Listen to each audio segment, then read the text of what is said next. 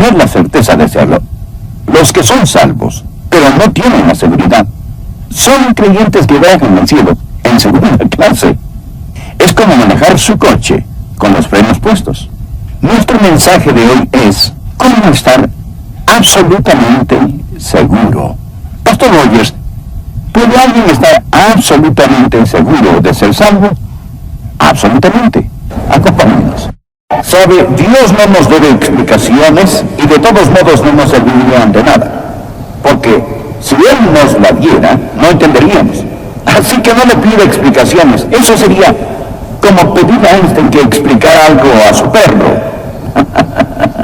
Usted no va a entender los caminos de Dios porque sus caminos no son nuestros caminos. Nosotros confiamos y obedecemos, no vivimos por explicaciones, sino por promesas. Amén. Y una de las grandes promesas es que nosotros podemos saber con absoluta certeza que somos salvos, nacidos de lo alto y que vamos rumbo al cielo. Y si usted no es salvo, necesita salvarse para que lo sepa. Y si usted es salvo, debería saberlo. Alguien dijo, si usted pudiera salvarse y no saberlo, podría perderse y no darse cuenta. Más la verdad es que usted puede saber sin lugar a dudas que es salvo. Nosotros cantamos una canción, salvo por su divino poder. Existen solo dos clases en el mundo. Nosotros dividimos a las personas en clase alta, clase media, clase baja. Pero Dios no hace eso. Hay solo dos clases, los salvos y los perdidos. Los creyentes y los no creyentes. Y usted está en una u otra categoría. Usted dirá, bueno, no soy absolutamente salvo, Pastor Rogers. No, nadie es salvo a medias. Ser salvo a medias es estar totalmente perdido. O usted es salvo, o está perdido. Bien, usted responderá, solo Dios puede decir quién es salvo. Tiene toda la razón. Y de eso es lo que hablaremos hoy. Y vamos a descubrir lo que Dios dice. Y cuando averiguamos lo que Dios enseña, entonces usted puede hacer lo que Él dice y puede estar seguro. Leamos lo que Dios dice. Primera de Juan, capítulo 5, comenzando en el versículo 5. ¿Quién es el que vence al mundo sino el que cree que Jesús es el Hijo de Dios? Este es Jesucristo, que vino mediante agua y sangre. No mediante agua solamente, sino mediante agua y sangre. Y el Espíritu es el que da testimonio, porque el Espíritu es la verdad. Porque tres son los que dan testimonio en el cielo, el Padre, el Verbo y el Espíritu Santo, y estos tres son uno, y tres son los que dan testimonio en la tierra, el Espíritu, el agua y la sangre, y estos tres concuerdan. Si recibimos el testimonio de los hombres, mayor es el testimonio de Dios, porque este es el testimonio con que Dios ha testificado acerca de su Hijo. El que cree en el Hijo de Dios tiene el testimonio en sí mismo. El que no cree a Dios le ha hecho mentiroso, porque no ha creído en el testimonio que Dios ha dado acerca de su Hijo. Y este es el testimonio, que Dios nos ha dado vida eterna, y esta vida está en su Hijo. El que tiene al Hijo tiene la vida. El que no tiene al Hijo de Dios no tiene la vida. Ahora escuche el versículo clave, el versículo 13. Estas cosas os he escrito a vosotros que creéis en el nombre del Hijo de Dios, para que sepáis que tenéis vida eterna, y para que creáis en el nombre del Hijo de Dios. ¿Somos los creyentes unos crédulos? ¿Sencillamente unos sentimentales? ¿O poseemos bases para nuestra creencia? Verá, el Evangelio de Juan, el Evangelio, fue escrito para decirnos cómo ser salvo, y la primera epístola de Juan fue escrita, la epístola de Juan, para decirnos cómo saber que nosotros nos salvamos. Le motivo a tomar el Evangelio de Juan y leerlo. Dibuje un círculo en los verbos saber, conocer y sus conjugaciones. Tome un bolígrafo rojo y enciérrelos en un círculo. Y no tema hacer anotaciones en su Biblia. Cuando se le gaste, adquiera otra. Y si usted tiene una Biblia que está hecha a pedazos, usted tendrá una vida que no. Verá, solo dibuje un círculo cuando encuentre la palabra saber, conocer y sus conjugaciones. Descubrirá que éstas se repiten unas 33 veces. En los 5 capítulos. Es el Evangelio de certeza. No es una salvación que se espera, sino una salvación que se conoce. Y Juan dice, estas cosas os he escrito a vosotros que creéis en el nombre del Hijo de Dios, para que sepáis que tenéis vida eterna.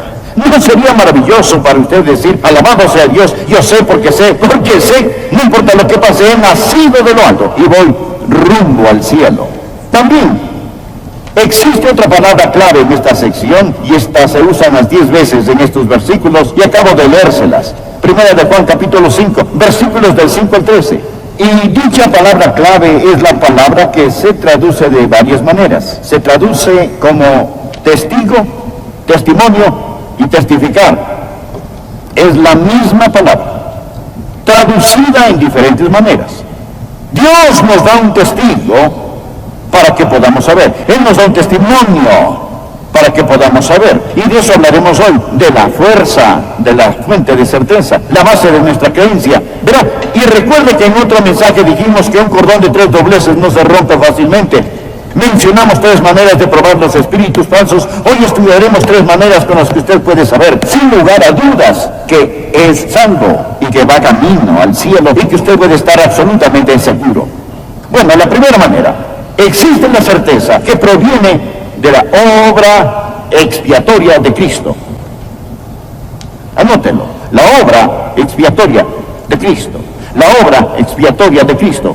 Ahora bien, ¿cómo se obtiene esa certeza? Bien, por favor, mire el versículo 6. Este es Jesucristo que vino mediante agua y sangre.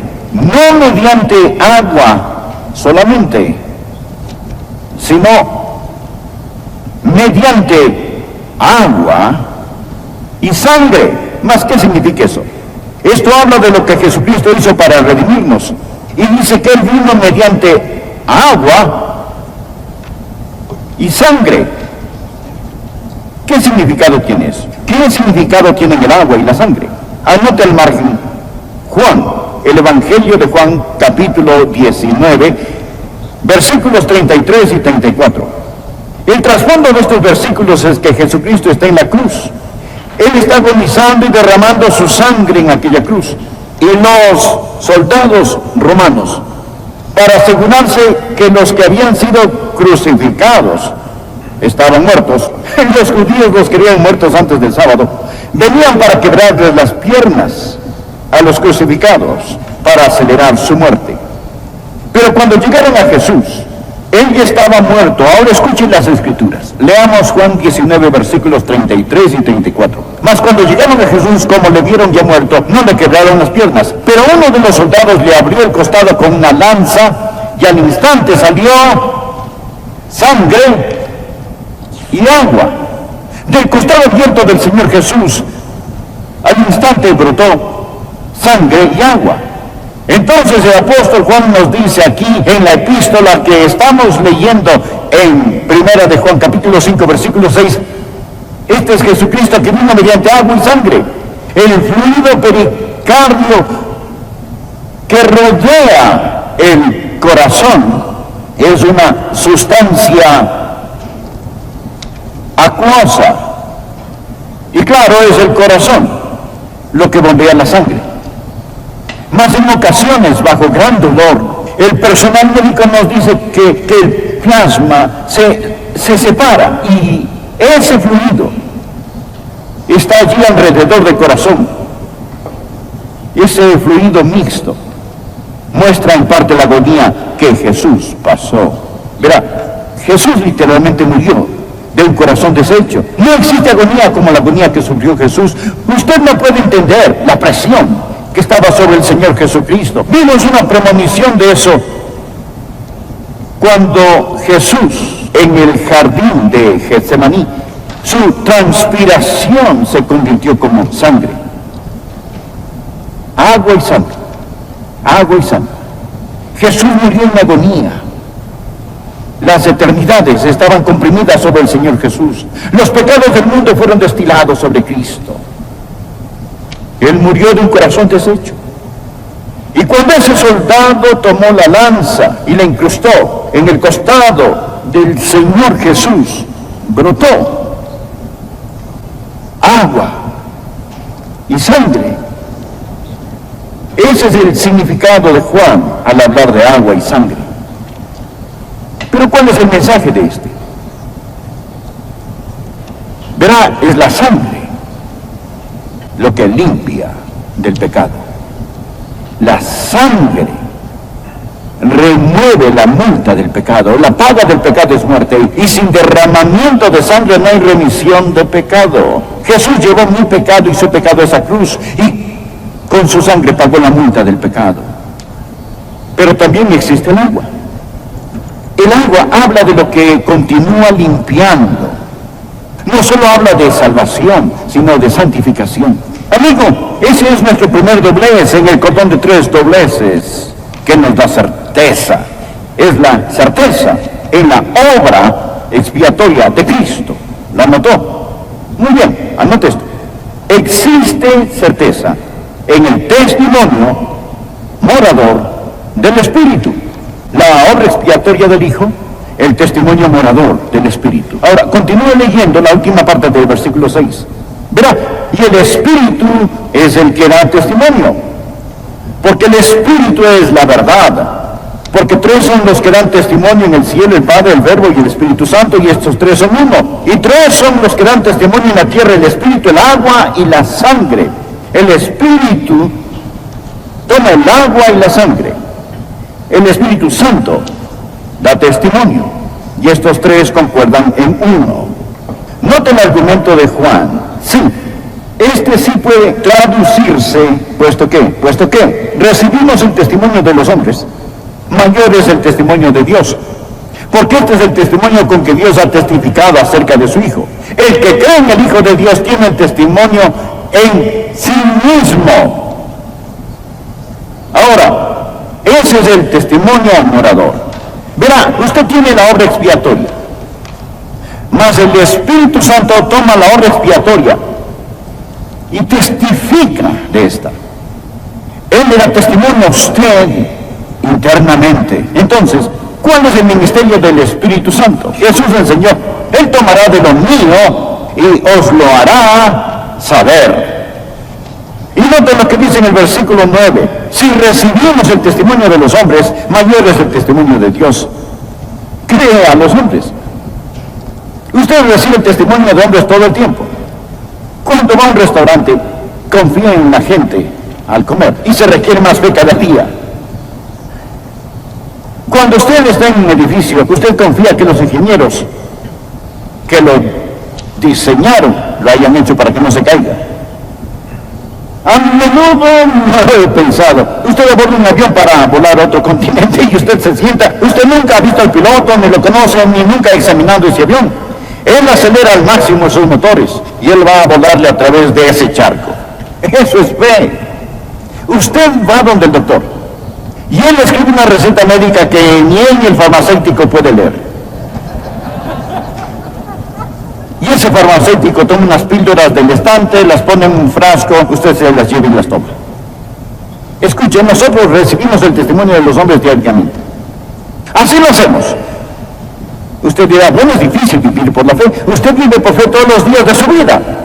Usted pone su fe en hombres cuyo aliento está en su nariz. Sí, recibimos el testimonio de los hombres. Mayor es el testimonio de Dios. Los hombres pueden mentir. El Espíritu Santo es verdad. En primer lugar, el Espíritu Santo nos da testimonio a nosotros. Esa es la razón por la cual nunca me conmueve cuando alguien dice: yo no puedo creer. Es una mentira. Si usted desea creer, el Espíritu Santo le equipará para que crea. Jesús no dijo: usted no puede venir a mí, sino: no queréis venir a mí. Verá, es porque el Espíritu Santo de Dios, cuando la palabra de Dios es predicada, el Espíritu Santo de Dios da testimonio con esta. Primeramente le testifica a usted, y luego no solo le testifica a usted, sino que testifica en usted. Por favor, mire la primera parte del versículo 10. El que cree en el Hijo de Dios tiene el testimonio en sí mismo. Ahora bien, cuando Él le testifica a usted y usted recibe a Cristo, entonces Él entra en usted y así posee el testimonio en usted. ¿Cuál es el testimonio del Espíritu Santo? Quiero que ponga atención. El testimonio del Espíritu Santo no es un sentimiento emocional. Si no lo entiende, no entenderé el mensaje. La mayoría piensa que el testimonio del Espíritu Santo es un tipo de sentimiento emocional, como los escalofríos. Usted dirá, sé que soy salvo porque lo siento. Entonces la seguridad de su salvación va a ir de arriba abajo según la condición de su hígado. Si usted vive según las emociones, va a ser una montaña rusa emocional. No. El testimonio del Espíritu es más profundo que las emociones. El Espíritu de Dios le testifica a usted que usted le pertenece a Él.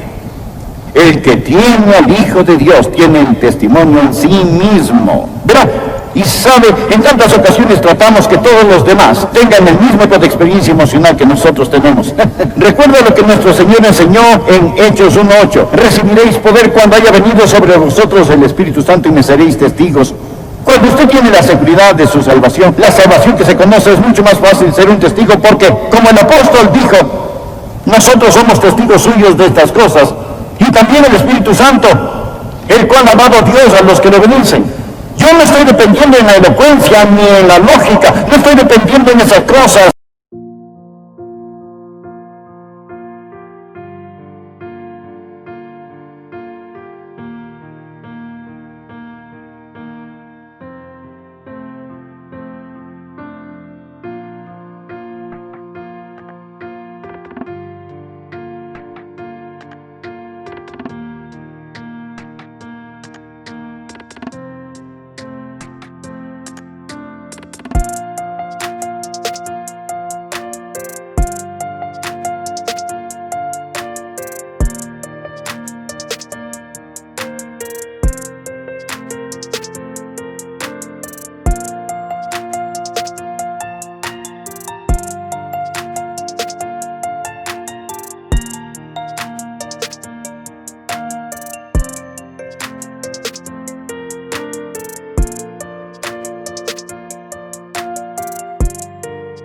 Para persuadirlo, y esa es la razón por la cual antes de predicar me arrodillé y lloré y dije, oh Dios, tú eres el testigo a través de mí. Es el Espíritu Santo de Dios. ¿Quién es el testigo? ¿Cómo tenemos esta certeza? La obra expiatoria del Salvador, el agua y la sangre, el testimonio morador del Espíritu.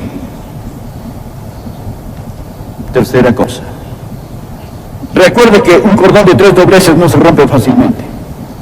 La obra expiatoria del Salvador, el testimonio del Espíritu, y aquí está el tercer doblez, la palabra del Padre.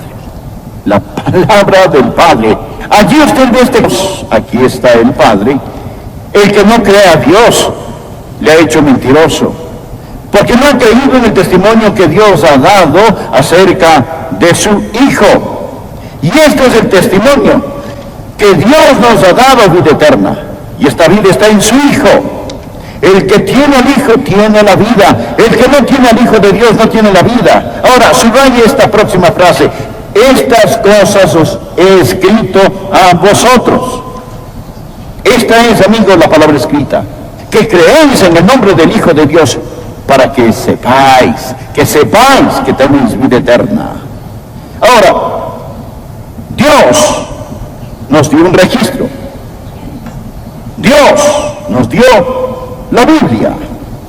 Este es el registro. Estas cosas os he escrito a vosotros. No está gozoso de tener la Biblia, dígame. Porque ¿de dónde aprendimos acerca del agua y la sangre? ¿Dónde aprendimos acerca del testimonio del Espíritu? Lo aprendimos de la palabra de Dios. Este es el cordón de 3 dobleces. No se rompe fácilmente. Dios nos dio su palabra. La fuente de su vida es Jesús. La sustancia de su vida es Jesús. Y por consiguiente la seguridad de su vida es Jesús. Note el versículo 13. Estas cosas os he escrito a vosotros.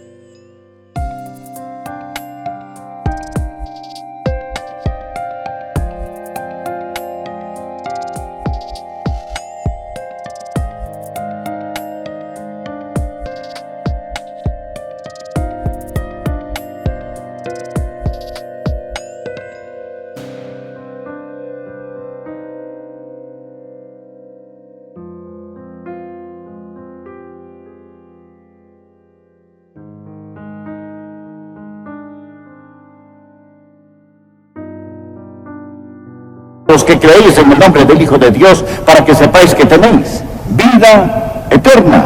Amigo, ahora, note, él dice: estas cosas os he escrito para que sepáis. Así que la seguridad de su vida es el Señor Jesucristo. Bien, suponga que usted y su esposa reportan los impuestos sobre la renta juntos. El auditor viene y les dice: sus papeles no valen. Ustedes no han demostrado estar casados. Usted responde: bueno, yo sé que estamos casados. No, deseo prueba de que están casados. Y usted le explica cómo recuerda el día como si fuera ayer. Yo estaba de pie ante el altar con Joyce.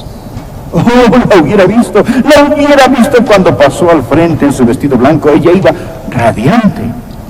Oh, recuerdo cuando el pastor dijo: Adrián, toma Joyce por tu esposa. Yo simplemente me conmoví. Yo recuerdo la emoción que tenía. Recuerdo los sentimientos que sentía.